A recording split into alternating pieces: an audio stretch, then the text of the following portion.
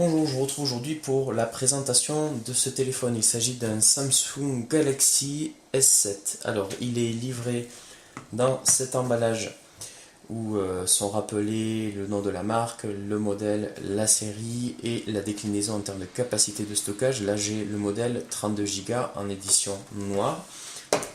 On trouve à l'intérieur une petite notice d'utilisation au dos de la notice. Ce qui brille que vous voyez là, c'est la petite clé qui va permettre de sortir l'emplacement permettant de mettre la carte nano SIM et la carte micro SD.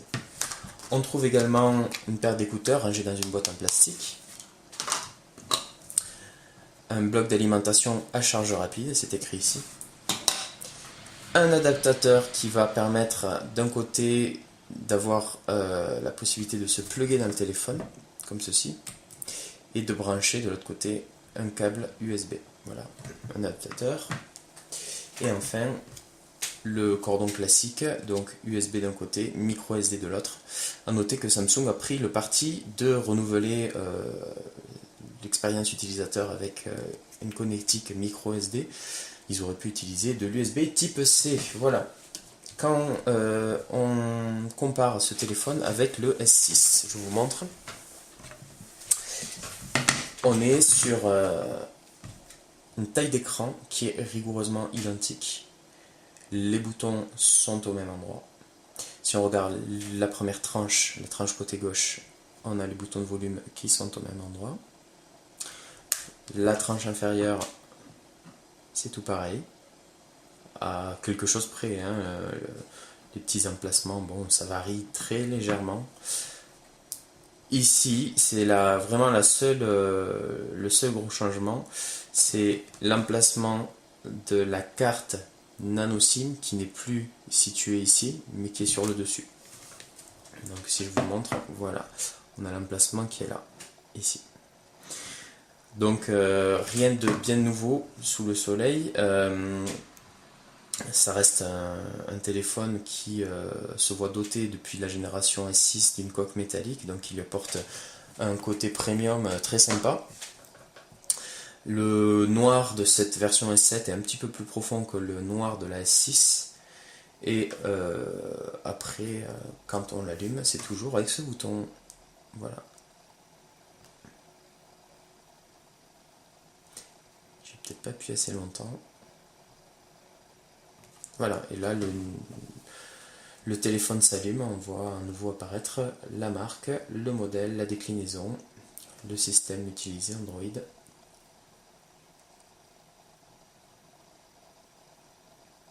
Et on va avoir l'interface de configuration du téléphone. Alors là, le téléphone, quand on veut le déverrouiller, on a simplement à faire ça. Là, tout à l'heure, j'ai rentré un modèle de déverrouillage, donc je déverrouille mon téléphone.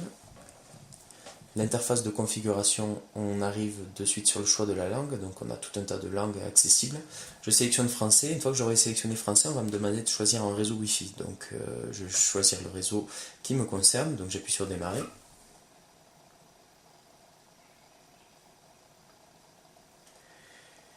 Une fois qu'on a validé le réseau Wi-Fi, on nous demande de valider les conditions d'utilisation. Par défaut, c'est coché, autorisation de prélèvement des données.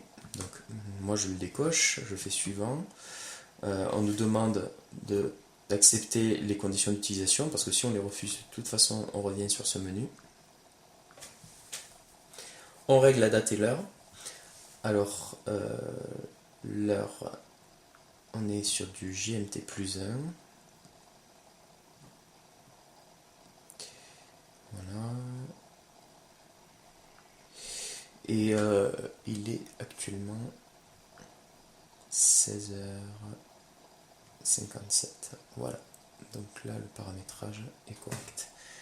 On continue avec suivant. On me demande mon nom, mon prénom. On verra ça plus tard. Protégez votre téléphone, donc avec le système d'empreinte. Après, on nous demande si on veut activer les services de localisation Google. Donc rien de nouveau, toutes ces infos-là, ça y est déjà quand on a le S6 ou même le S5.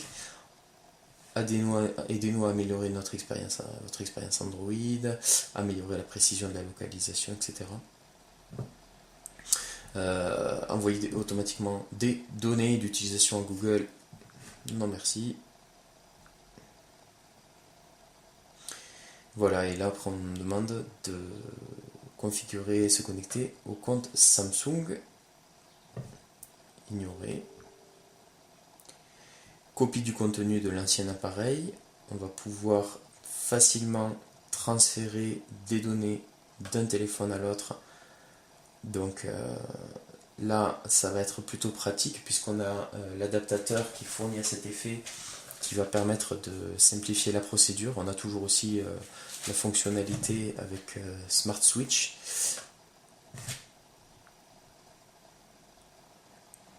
Des petites informations type widget. Se connecter plus tard aux prévisions météorologiques locales. Est-ce qu'on veut utiliser le mode simplifié, oui ou non? Knox, donc pour créer un espace sécurisé pour les données privées. Je passe très vite sur la configuration, mais bon, au moins ça donne un petit aperçu. Et là, voici l'écran d'accueil du téléphone avec les fonctionnalités de base, galerie, appareil photo. Play Store, Google, on accède aux applis et là vous voyez les applis préinstallées. On a Facebook notamment, alors sur l'édition que j'ai reçue. On a Play Music, la calculatrice, horloge, etc. Donc vraiment la base. Et donc après on a le système de fenêtres sur lesquelles on peut passer à l'aide de l'index. Voilà, je vous propose de prendre connaissance du commentaire détaillé que je vais joindre à ma review pour avoir un retour d'expérience utilisation sur ce téléphone. Là pour l'instant ma présentation elle est terminée. Juste avant de couper la vidéo, je voudrais juste montrer une petite chose, je vais l'éteindre, c'est l'emplacement pour la carte. Donc j'ouvre en utilisant la petite clé cet emplacement ici, on appuie, on exerce une pression, il sort, et en fait on accède à un rail qui va permettre de mettre tout en haut une carte micro SD et juste en dessous on met la carte nano SIM. Donc ça c'est la petite nouveauté, alors nouveauté entre guillemets, du S7, parce que Samsung avait eu la très mauvaise idée de retirer la carte, la possibilité de mettre une carte micro SD dans l'édition précédente. Alors ça c'est vraiment pour des raisons financières, parce que comme ça ils se disaient qu'ils allaient vendre plus cher des téléphones qui avaient des capacités de stockage supérieures, et puis comme les utilisateurs ont beaucoup râlé, ils ont offert cette possibilité de remettre une carte micro SD comme c'était le cas sur le S4, le S5 et de toute façon dans les précédentes éditions des Galaxy. Attention, c'est une carte nano SIM, donc avant d'acheter ce téléphone, si vous avez une SIM normale ou alors une micro SIM, il va falloir commander auprès de votre opérateur une nano SIM.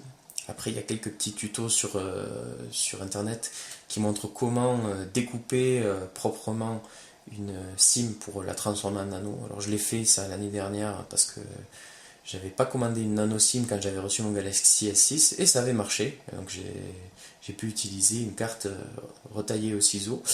Et voilà, et puis après j'ai commandé une nano SIM qui était bel et bien fonctionnelle. J'espère que cette petite présentation, en tout cas ce déballage de Galaxy S7, donc dans son édition noire 32 Go, vous a intéressé. Puis je vous retrouve prochainement pour un autre test. Au revoir.